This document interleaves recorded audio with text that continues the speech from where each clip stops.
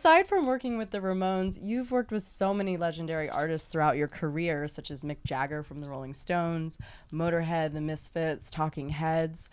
What got you into producing and engineering in the first place?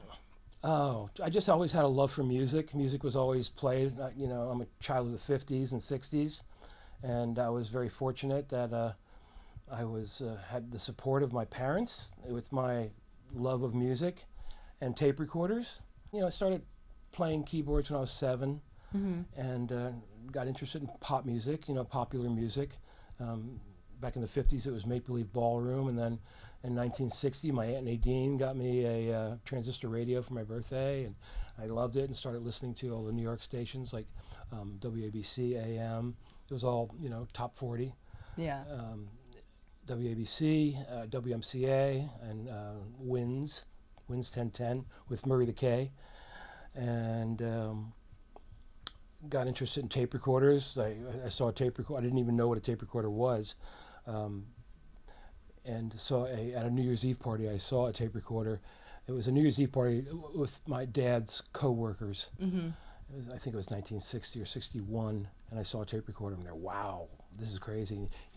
I saw that because we always had a record player in the house, and record player, not a stereo, a record player, Yeah.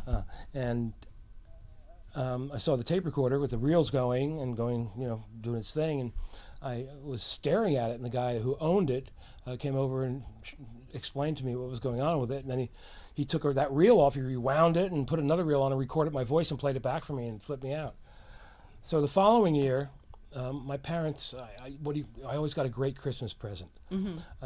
My parents were working class, blue collar, factory workers, and they always saved up their little money and got something, managed to get me something for Christmas. So I owe it all to them. They always supported my love of tape recorders and pianos and keyboards and guitars.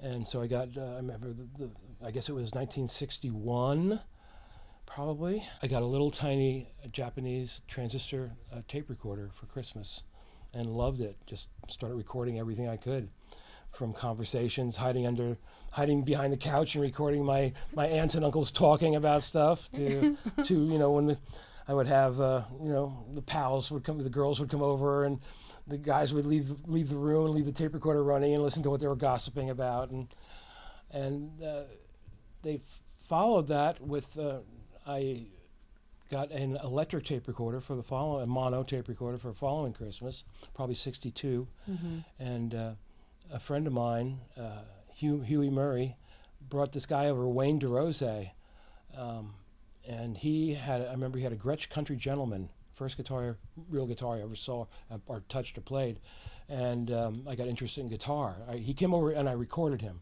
That was the first guy I ever recorded. I was, like 10, 11 years old, something like that. Yeah. And I got interested in guitars, and the following Christmas I got an acoustic guitar for Christmas because that's what I wanted.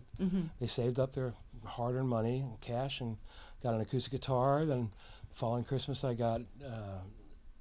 kept the mono tape recorder. Then I got an electric guitar. It was a K, I don't know the model, and a Univox amplifier, and started playing in bands. And I always had the tape recorder, and I was the guy in high school, in the garage bands in high school, who would drag along the tape recorder and drag along my guitar. Yeah. And then the year between my freshman and sophomore year, I started working at a grocery store, ShopRite, in Danilo, New Jersey, and saved up all my money, and my parents matched it, and I bought it was 65. It was in 65, and I bought a Stratocaster. And so I was the kid in the band with a Strat. Everybody had Strats back then. Yeah. Everybody had Stratocasters. There were a couple Les Pauls around, but most of the kids that I knew had Strats. And everybody had Sunburst. I wanted a Sunburst Strat, but there were when I went to Rondo Music on Route 22 in Union, New Jersey, I was so excited. I still can smell it. I got a Seafoam Green Strat, and it was the only one left, and I was kind of disappointed, but it was just an awesome guitar. Yeah. It was a beautiful guitar. And I was the kid in the band who had a tape recorder and a guitar, and I recorded all the gigs, and I wasn't a writer, though. I was never a writer. Yeah. I always was just a recordist. You had the equipment. Was it common for other people to have that recording equipment? No, Or no, so it was not at special all. because you were helping to make the bands actually do Yeah, something. we would play it. I was the arranger. I mean, I guess my background of production, I was the one who would record, say, a record. Let's just say it was, let's pick a song by the Young Rascals, I Ain't Gonna Eat Up My Heart Anymore. I remember it, I remember because I have a recording of the band going through stages of recording that. But I would listen to the record, I would record it to the tape recorder, I'd figure out the chords, write down the lyrics, and I'd teach it to the rest of the band. So I suppose that's where my production chops come from, was being the kid in the band who figured out the songs, taught it to everybody else. And that's where your natural talents were. I guess that's it. I just love doing it. I just was kind of gifted in that way. Yeah. I never thought anything of it, really. Because I think that a lot of people, when you have something that's just very natural to you and it's always been just normal for you, you don't think it's special because it's like, can't everybody do this? Yeah. But I know I pretty much was the only kid around with a tape recorder. Yeah, and that made you special for having that physical thing. Yeah, there were a lot more guitars and drums and basses around. Not many keyboards, though. Saxophones, we had saxophones hanging around back then. Yeah. And you had a band. I mean, I read somewhere that kind of before coming in and working with these successful artists, producing, you had a band that was successful. Is that correct? We had a band. That part's true. Successful? No. Record was terrible. Certified lead, at least. After high school, I ran into a bunch of dead-end jobs, really. I was a very piss-poor student. I didn't like anything. I liked shop. Yeah. And I was in the folk singing club. I liked that. And I liked art class. I liked history, but math, forget it. English, grammar, forget about it. I was terrible. I had to go to summer school the junior year and the senior year of high school to make up. And I slept all through summer school, but they passed me anyway because I was there. Yeah, you showed up. Yeah, I showed up. But I was just, once the British invasion came and I was interested in tape recorders and guitars and girls, that took me to a whole different plane. Yeah. That's all I was obsessed with it. So after high school, graduated in '67, went to Somerset Technical Institute for Electronics and Math. Didn't go, went one year right at the other. Went to Essex County College in Newark. Then I went to the School of Visual Arts in New York for a year, which was great. It was crazy. It was like 1968 and 69, New York City, the Village. I lived in the East Village when it was a riot zone. I had an apartment on East 10th Street, 10th and B, right by Tompkins Square Park, which was pretty much junkie haven at that time. Yeah. The apartment was $120 a month. Oh, wow. And I had a share. I shared it with a guy that was going to school with me. So I was still in bands this entire time. Worked for Ampeg. The son of the founder of Brunswick Records, which was a great jazz label in the 20s and 30s, through the 40s and 50s even. They even had hits in the 60s. They had the Chi-Lites. Can you see her? Baby, baby, can you see her? Jackie Wilson was on Brunswick. Nat Tarnopol had a box at Yankee Stadium. And he became friendly with our manager, Barry Landers. And Barry told him, yeah, I'm managing this band, blah, blah, blah, blah, blah. Oh, I'll sign him. So the guy signed us sight unseen. Oh, wow. And they had a recording studio in Chicago on Michigan Avenue, where all the great studios were back then, the Chess Studios, all those. Although I wasn't really aware of those studios. We were just, we're going to make a record. The bass player couldn't go, so I had to play bass and guitar on the record and do vocals. And we did it in 3 days, recorded the record in 3 days. And at that time, we had been in a couple other studios in Manhattan doing demos, but the engineer on the date was a fellow named Bruce Swedeen, who was he's like one of the godfathers of engineers in the world. This guy had recorded everybody from Count Basie to Ella Fitzgerald. He came out of the Bill Putnam School of United Recording in Chicago, a great facility. And he was the engineer. He went on to work with Quincy Jones on all the Michael Jackson records. He was the engineer on Thriller, on Bad. He worked with Missing Persons on their records, and just a sweetheart of a guy. And it was my first time, making an entire record. And granted, it was 3 days. We weren't there for the mixing, but I asked him a lot of questions. It was 16 track, and I just got really interested in it. And he answered all my questions any question that I had about the patch bay. I didn't know what a patch bay was. The faders, it had EQ on it. What is a patch bay? This is a patch bay. Oh, okay. Where you connect all different pieces of gear together. You run in outboard gear like anything in the racks. You would run through there to make different sounds. Basically, Okay. yeah. Really, he was my inspiration Yeah. for getting into engineering, so to speak. Because he answered all your questions. Yeah, he was cool. And, he had an Ampex 16 track. He was splicing the tape, the whole thing. We recorded the record while my wife was pregnant, actually. Yeah. And I was still working at Ampeg because he was born on October 4th, 1971. Barry Landers, the fellow who got us the record deal, was the Yankees guy. He got a job at WMCA Radio, which was one of the big top 40 stations in Manhattan. And then they were the first radio station to go top 40 in 71. And one of the first guests that, I don't remember who the actual interviewer was, the person that had the talk show, but they were having John and Yoko on. Oh, wow. I got all dressed up. I had my velvet pants on, I was all dressed. I had my velvet jacket on, and my long blonde hair. I was all hippied out and so excited. John was my hero. I loved John Lennon. I loved the Beatles. Yeah. And the Stones. But John I had a particular love for.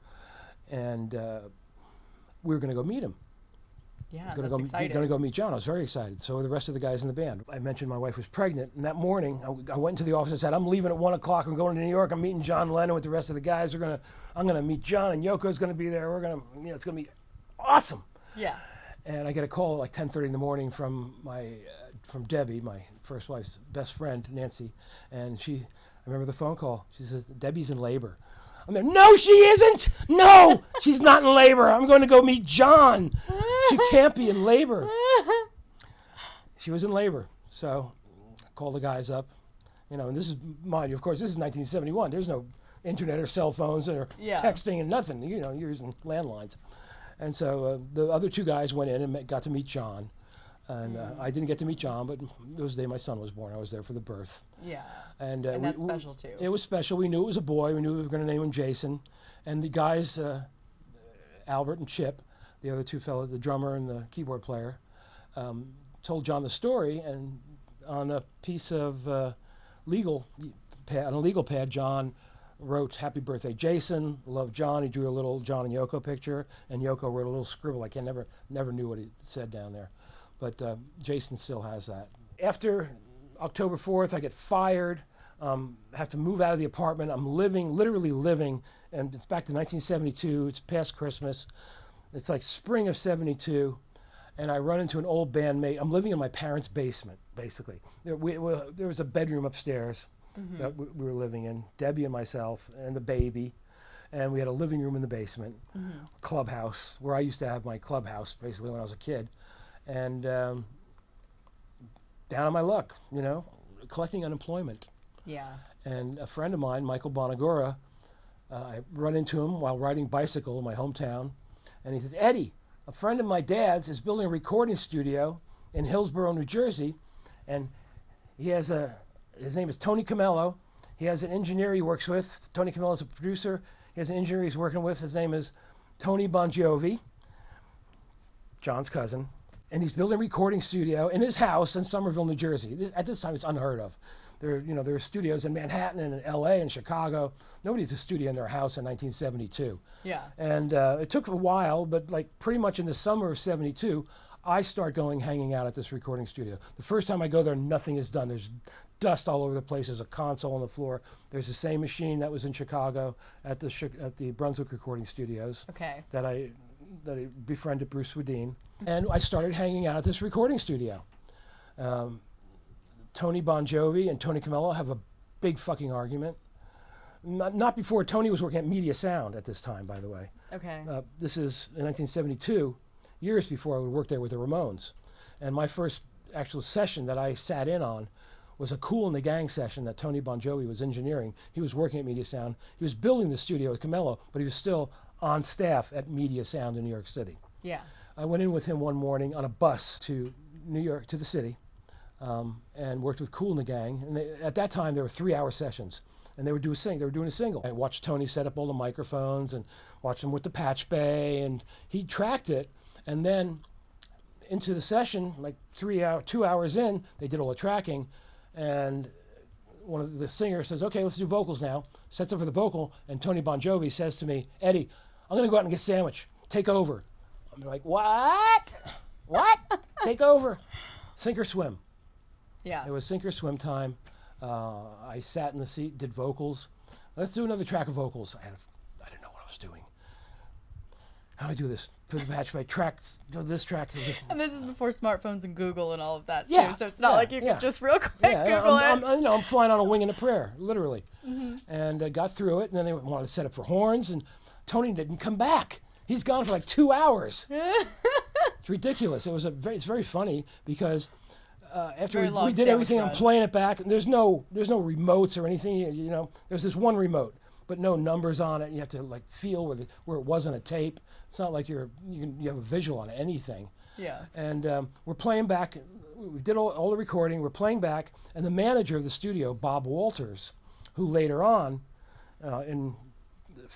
was the founding partnership with Tony Bon Jovi at Power Station, which I was a founding member of. Okay. On the engineering team. He was the manager of Media Sound during that time. And Bob shows up and he's saying hi to everybody. Hey, cool, how you doing? Hey, guy, hey, hey. And he looks at me and goes, who are you? Where's Tony?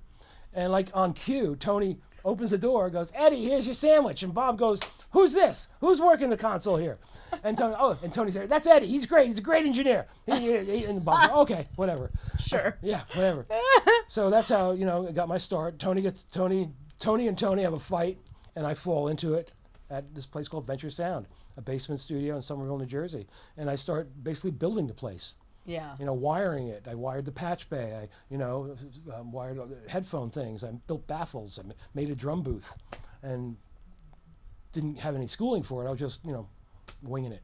Yeah. So I've been faking it. I've been faking it for 40 some years. But sometimes that makes the best artists at, whatever they're doing. Back to what I was saying about sometimes when you just have a natural aptitude for something, it's something that can't be taught or learned in any school, and you just have that. I mean, your work is amazing, and so many of the records you've produced are my favorite albums. Oh, thanks. So, I'm very fortunate to have worked with some fabulous artists. Yeah. It's not all me for sure. I'm like 2% of it. No, you're a big part of it. But can you share some of your most memorable stories working with, some of the artists you've worked with over the span of your career? Gladys Knight, Midnight Train to Georgia. I'm leaving on that midnight train to Georgia. Yeah.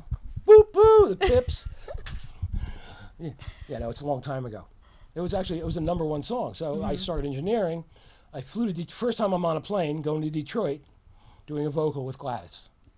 That's cool. And Gladys and the Pips, and they were kind of stars at the time. Yeah. They had been on Motown for a long time. They had a couple of hits there. Heard It Through the Grapevine, a Marvin Gaye song. Marvin had a hit with it, but Gladys and the Pips also had a big hit with it. Yeah. They got signed to Boot. They were one of the first acts to leave Motown. Them and Stevie Wonder, and they signed with Buddha Records, and they had a hit with Neither One of Us right before this. Right before, it wasn't a #1, but then we did Midnight Train, and it was a #1 song, and I was a kid, and I heard it on the radio, and it was great. That's a one-take vocal. Check it out. It's a fantastic vocal, inspirational to many singers out there. Whenever I mention that song to anybody, they'll go, "Get out of here!" And I say it's a one-take vocal. And I didn't know what I was doing. Again, I had no fucking idea what I was doing. I was in a studio I'd never worked in before. I knew the microphone. I kind of faked the level. And I knew about compressors, put a compressor on it in LA2A, and just went for it.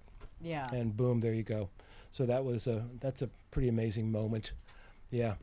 That's really cool. Well, thank you so much for taking the time to talk to me tonight. I really appreciate you sharing all your stories with me. I mean, it's my such pleasure. An honor to be here and to share these things. Hey, ho! I'm Ed Stasium, and you are watching Last Rockers TV.